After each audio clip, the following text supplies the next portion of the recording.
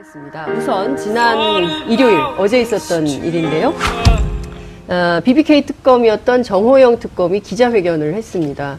어제 오후 1시 반에 청와대에서 권력기관 개편안을 발표를 하고 뒤이어서 3시에 서초동에서 BBK 특검인 정호영 특검이 기자회견을 했는데요. 우선 박주민 의원님 어떻게 보셨어요? 지금 정호영 특검이 그 당시 한 120억 가량의 횡령 사건에 대해서는 밝혔지만 제대로 공개하지 않고 또 제대로 인수인계하지 않았다라는 의혹이 제기됐었고 그래서 민변이 고발하지 않았습니까? 관련돼서 수사가 진행될 것 같으니까 적극적으로 해명에 나서는 모습이었는데요. 이러면서 그 당시 검찰과 지금 특검 사이에 도대체 누가 잘못한 것인가? 이 국민적으로는 오히려 더 밝혀야 되는 사안으로 점점 분명하게 부각이 되고 있는 것 같습니다. 그렇군요.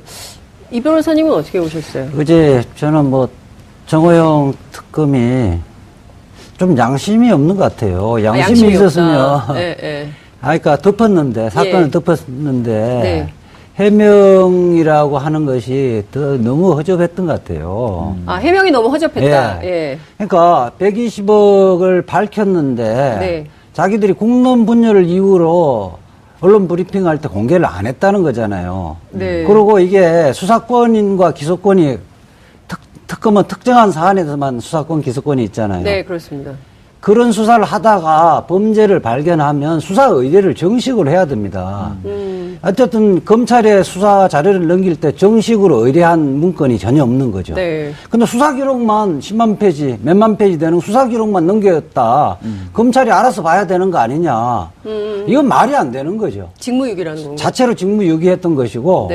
그리고 우리 박영수 특검 할 때 박근혜 최순실 게이트 특검을 할 때 그때 우병우 민정수석의 부분에 시간이 없어서 이런 점 못 밝혔는데 이런 부분을 다 메모를 해서 정식으로 이런 점을 좀 밝혀서 더 수사를 하라 이렇게 해서 보냈잖아요.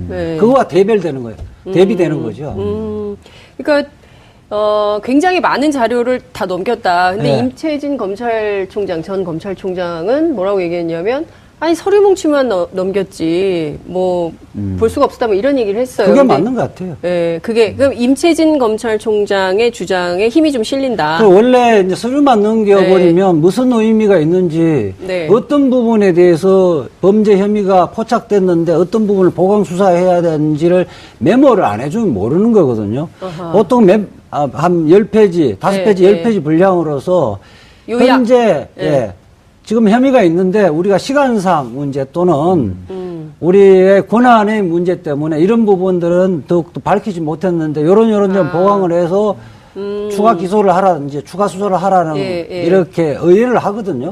그런 부분이 없었던 거는 분명합니다. 어제 기자회견 할 때 기자들이 물었을 때 그 부분에 대해서 말끔한 해명을 못했죠. 의혹만 더 이렇게 야기된 상태였죠. 그러니까요. 그것도 이제 발표만 하고 그냥 가려고 그랬는데 기자들이 붙들고 잠깐만요 하고 이제 질문을 하면서 일문일답이 진행이 됐는데 지금 이 변호사님 말씀을 좀 들어보면 그렇게 자료만 막 수만 페이지를 훅 넘길 게 아니라 일목요연하게 딱 정리를 해서 우리가 해보니까 문제점은 뭐였고 수사를 해보니 더욱 더 좀 파봐야 되는 영역은 뭐고 이런 것들을 좀 정리를 해서 검찰에 넘겨야 그걸 가지고 또 검찰이 더 수사를 하게 되는 건데 그 자체로 볼 때 임채진 전 검찰총장의 주장이 맞는 것 같고 지금 정호영 특검의 주장은 좀 문제가 있다 이런 주장을 했어요. 저는 근데 사실 둘 다 잘못한 것 같아요. 둘 다 잘못했다. 만약에 진짜 이 진상규명하고 책임자를 처벌할 의지가 있었으면 특검 차원에서도 분명히 뭐라고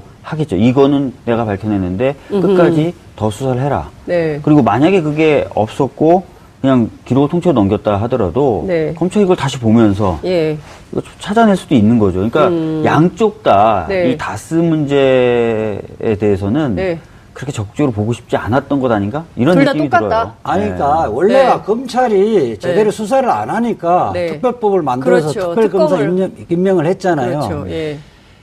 특별한 임무가 부여되어진 거예요. 검찰은 애초부터 BBK 수사본을 제대로 안 했었다는 거니까. 그래서 우리 비난은 특검에 더 있는 거죠. 검찰이 잘했다는 취지가 아닙니다. 특검의 취지에 비춰봤을 때는 이 변호사님 말씀이 더 맞죠. 근데 저는 어제 내용 중에 그건 어떻게 보세요? 계속 검찰이 이런 식으로 나오면 내가 갖고 있는 수사 기록을 다 공개하겠다. 공개하시라 그러죠. 어? 근데 공개하셔야죠. 네, 오히려 공개하셔야죠. 아니, 근데 갖고 있는 거는 어떻게 보세요? 특검의 임무가 끝났는데 본인이 따로 사본은 뭐 갖고 있을 수 있죠.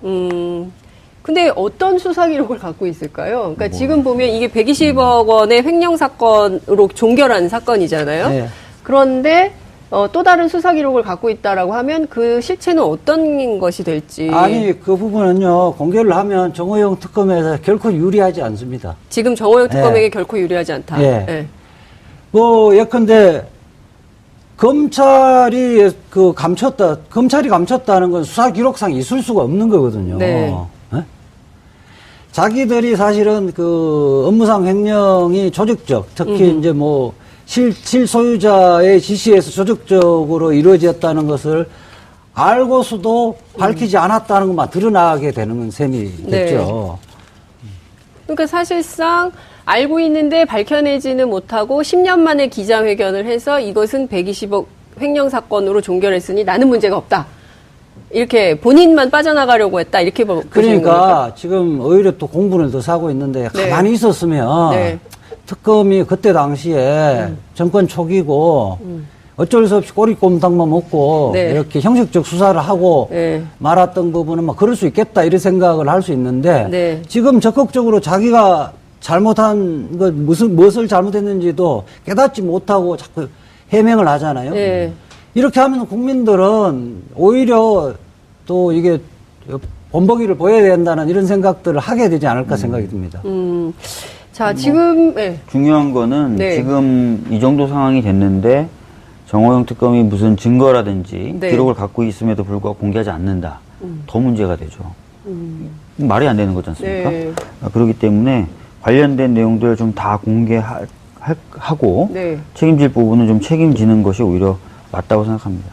책임질 것이 있으면 책임을 지는 게 맞다. 근데 책임을 안 지려고 지금 계속 기자회견하고 이러는 것은 아닌가라는 의혹을 갖게 되는 거죠. 지금 검찰에서는 어쨌든 참고인 수준이 아니라 피의자 수준에서 소환을 할 예정인 것 같고요. 검찰이 피의자 수준으로 소환 예정이다. 그래서 지금 현재는 정호영 특검의 특수직무유기 이 부분에 대해서 지금 피의자로 지금 보고 있는 것 같습니다. 근데 이제 그냥 직무유기하고 특수직무유기의 차이점은 어떤 겁니까? 특검법에서 별도로 특별 규정을 둬서 그러니까 그냥 직무유기보다 형량이 높죠. 특정경제가중처벌법에 따르면 특정경제가중처벌법에 관련된 범죄를 저질렀는데 그것을 수사하거나 처벌을 해야 될 공무원들이 그 사실을 알고 직무유기한 경우에는 가중돼서 처벌받도록 되어 있습니다. 그러니까 제가 보기에는 특검의 역할을 제대로 수행하지 못한 것에 대한 책임이 더 엄중하고 무겁다. 고로 예컨대 피의자로 신분이 전환이 돼서 조사를 받게 되면 구속되는 겁니까? 이거는 뭐 사실은 이게 국회가 별도의 법을 만들어서 했고 국민들이 의혹 부분을 풀어달라고 한 거잖아요. 그리고 수많은 그 사람들과 수사 인력과 그 예산이 수반됐던 거잖아요. 그렇죠. 국민들을 농락한 거죠. 국민을 농락한 사건이다. 근데 지금 중요한 것은요. 지금 그 정호영 특검이 수사에서 밝히지 못했던 것들이 일종의 양심 고백이라고 해야 됩니까? 그러니까 계속 지금 그 진술이 나오고 있어요. 내부 직원분들이 여러 진술을 하고 있는데 그때 당시에 예컨대 그때 당시에 총무팀장 같은 경우는 수사하는 검사 입장에서는 오히려 이거는 이명박 것이 아니다고 진술을 해달라는 분위기였다는 거예요. 그러니까 검찰이 선수들끼리 알지 않느냐. 그래서 아니라고 이야기만 하면 된다는 취지로 해서 자기들 자연스럽게 그렇게 이야기할 수밖에 없었다는 거예요. 거의 이제는 말할 수 있다 수준으로 짜고 치는 고수도 분위기였다는 거죠. 그러니까 그 양심 고백을 이제 막 하고 있는 상황인데요.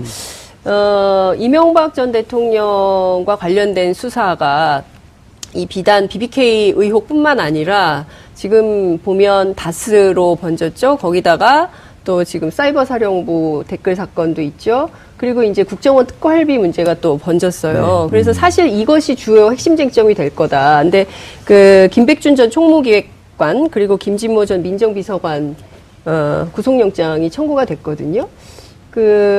이 두 사람의 입에 의해서 결과적으로 이명박 전 대통령까지 수사가 확대될 것인가, 그리고 실제로 국정원의 특활비가 어디로 어떻게 쓰였는지에 대한 의혹이 규명될 수 있는가, 관전 포인트인데요. 의원님 어떻게 전망하십니까? 그러니까 전에 이제 박근혜 전 대통령 관련돼서 국정원 특활비로 관련자들이 구속됐었지 않습니까? 네. 아마 그런 기준에 맞춰서 지금 검찰이 수사하고 움직이고 있는 것 같아요. 그렇다면은 지금 청구된 이 두 사람에 대해서도 구속영장이 발부될 가능성이 크고요. 네.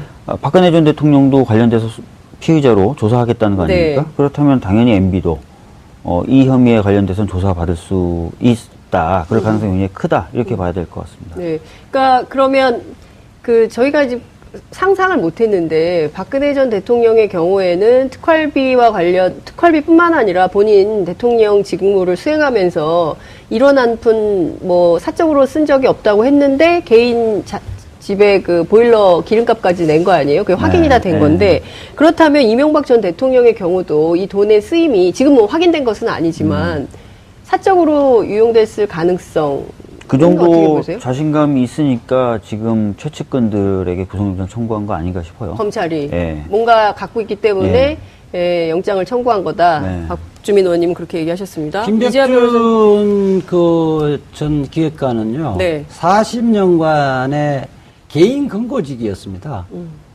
지금 BBK 다스부터 시작해서 40년간의 근거직위가 대통령이 이명박 대통령이 이제 대통령이 되면서 개인 근거직위가 청와대 직위를 옮겨놓은 거죠. 그러니까 사적인 업무 부분을 다 처리를 했던 겁니다. 이를테면 최순실 씨는 뒤에서 비선 실세로 실제로 청와대 안에는 들어오지 않지만 바깥에서 이제 이런 사적인 역할, 재산 관리인 역할을 했다면, 이를테면 김백준 총무기획관의 경우에는 아예 안으로 들어와가지고 한 거였다. 이렇게 그런. 그렇죠. 약간 최순실 같은 경우는 이제 오히려 갑의 지위에서 막 좀 설치고 나대고 이러는, 그러니까 적극적으로 이렇게 하는 거였다면, 김백준은 오히려 이제 시키는 일만 충실하게 하는. 그러니까 마당새 같은 역할을 했던 거죠. 마당새 같은 역할을 했다.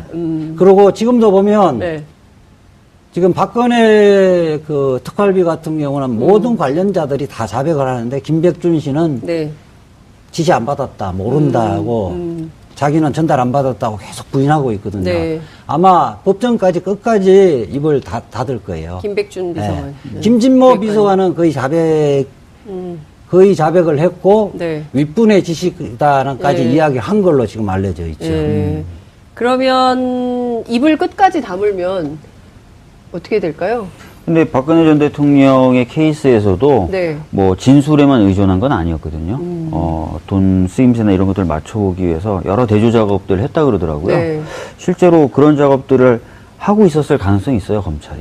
갑자기 뭔가 단서를 발견해서 구속영장 청구 이렇게 보진 않거든요. 그러니까 상당한 증거를 갖고 있기 때문에 일단은 인신구속 영장을 구속을 시킬 것에 대한 자신감이 어느 정도 섰기 때문에 아마 구속영장 청구한 것 같고요. 김백준 기획관 이외에 다른 사람이 관리했을 가능성도 얘기가 좀 나오는 것 같은데, 혹시 관련해서 들으신 얘기는 없어요? 그거는 여러 갈래로 갈 수는 있었을 텐데 이명박 대통령이 사용할 용도는 최종적으로는 김백준을 통해서 갔을 거라고 보고 모든 관리는 김백준이 했을 겁니다. 돈과 관련해서는 이명박 대통령이 함부로 다른 사람한테 맡기는 스타일이 아니거든요. 꼼꼼하게 한 사람에게만 관리를 시켰다. 김재정 천암 이야기는 저는 유인태 전 의원하고 경기고 동기동창이잖아요. 그래서 자꾸 했지만 돌아가기 전에 이것저것 이야기 다 하거든요. 그거 지금까지 평생 동안 김재정 천암을 통해서 다 자금 관리를 재산을 하는지. 다 관리를 했잖아요. 그러면서 하는 이야기가 그렇게 해주면서 10원 한 푼 자기한테 준 게 없다는 거예요. 처남의 댁, 그러니까 네. 말하 김재정 씨의 부인. 예. 부인 뭐 거기 가면 맨날 설거지만 시키고 뭐 그 처남댁으로서 대우 한 번도 안 해줬다는 거 아니에요. 그러니까요. 돈에 관해서는 참 꼼꼼하게 관리를 했던 이명박 전 대통령이 돈 문제와 관련해서 앞으로 어떻게 될지. 아주 쪼잔하고 쫀쫀한 사람이죠. 알겠습니다. 어쨌든 저희가 이제 다스 관련된 의혹 그리고 이명박 전 대통령과 관련된 수많은 의혹들이 어떻게 전개되는지 저희가 계속 주목하면서 계속 여러분들께 후속 보도를 해드린다는 말씀을 좀 드리면서요. 우선 지난 일요일 어제 있었던 일인데요. BBK 특검이었던 정호영 특검이 기자회견을 했습니다. 어제 오후 1시 반에 청와대에서 권력기관 개편안을 발표를 하고 뒤이어서 3시에 서초동에서 BBK 감독인 특검인 정호영 특검이 기자회견을 했는데요. 우선 박주민 의원님 어떻게 보셨어요? 지금 정호영 특검이 그 당시 한 120억 가량의 횡령 사건에 대해서는 네. 밝혔지만 네. 제대로 공개하지 않고 또 제대로 인수인계하지 않았다라는 의혹이 제기됐었고 그래서 민변이 고발하지 않았습니까? 네. 관련돼서 수사가 진행될 것 같으니까 적극적으로 해명에 나서는 모습이었는데요. 네. 이러면서 그 당시 검찰과 지금 특검 사이에 네. 도대체 누가 잘못한 것인가? 이 국민적으로는 오히려 더 밝혀야 되는 사안으로 점점 분명하게 부각이 되고 있는 것 같습니다. 예. 그렇군요. 이 변호사님은 어떻게 보셨어요? 어제 저는 뭐 정호영 특검이 좀 양심이 없는 것 같아요. 양심이 있었으면 해서 정식으로 이런 점을 좀 밝혀서 더 수사를 하라 이렇게 해서 보냈잖아요. 네. 그거와 대별되는 거예요. 대비되는 거죠.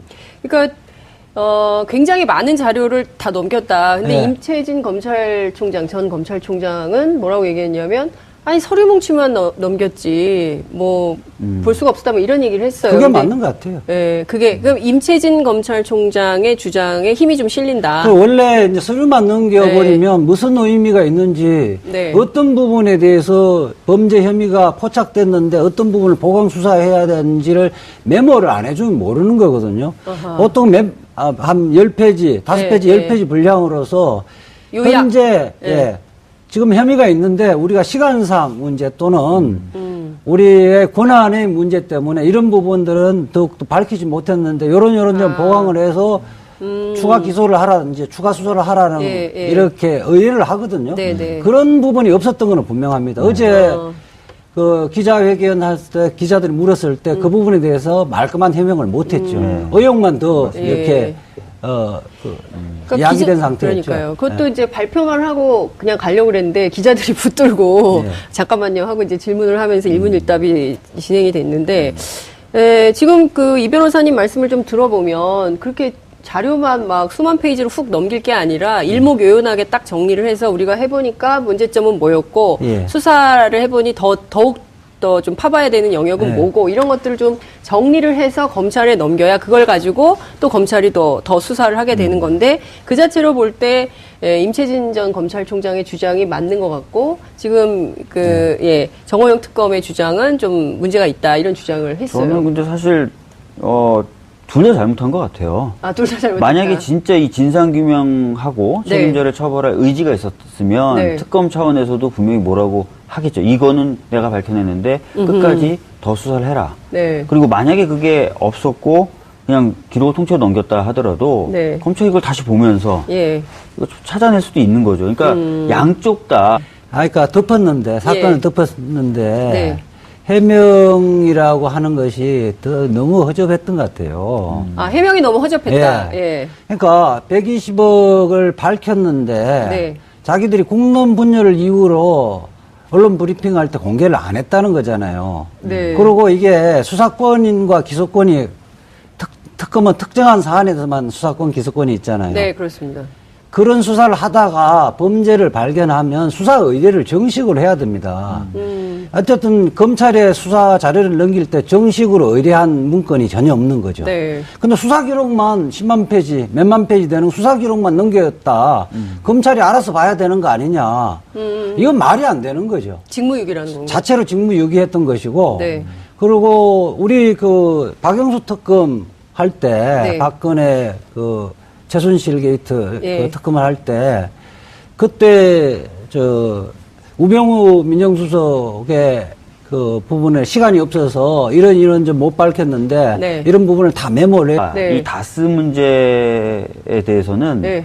그렇게 적극적으로 보고 싶지 않았던 것 아닌가? 이런 둘 다 느낌이 똑같다? 들어요. 아니, 그러니까 원래가 네. 검찰이 제대로 네. 수사를 안 하니까 네. 특별법을 만들어서 그렇죠. 특별검사 특검을. 임명을 했잖아요. 그렇죠. 예. 특별한 임무가 부여돼진 거예요. 예. 검찰은 애초부터 BBK 얼마나 수사본을 없었을까? 제대로 안 네. 했었다는 거니까. 네. 그래서 우리 비난은 특검에 더 있는 거죠. 검찰이 잘했다는 취지가 아닙니다. 특검의 취지에 비춰봤을 때는 이 변호사님 말씀이 더 맞죠. 네, 근데 특별한 저는 임무가 있는 어제 사람이니까. 내용 중에 그건 어떻게 보세요? 계속 검찰이 이런 식으로 나오면 내가 갖고 있는 수사 기록을 다 공개하겠다. 공개하시라고 그러죠. 어? 근데 공개하셔야죠. 네? 네, 오히려 아니, 공개하셔야죠. 근데 이런 상황이 갖고 있는 됐다면. 거는 어떻게 보세요? 특검의 임무가 끝났는데 본인이 따로 사본은 뭐 갖고 있을 수 있죠. 근데 어떤 수사 기록을 갖고 있을까요? 그러니까 지금 보면 이게 120억 원의 횡령 사건으로 종결한 사건이잖아요. 네. 그런데 또 다른 수사 기록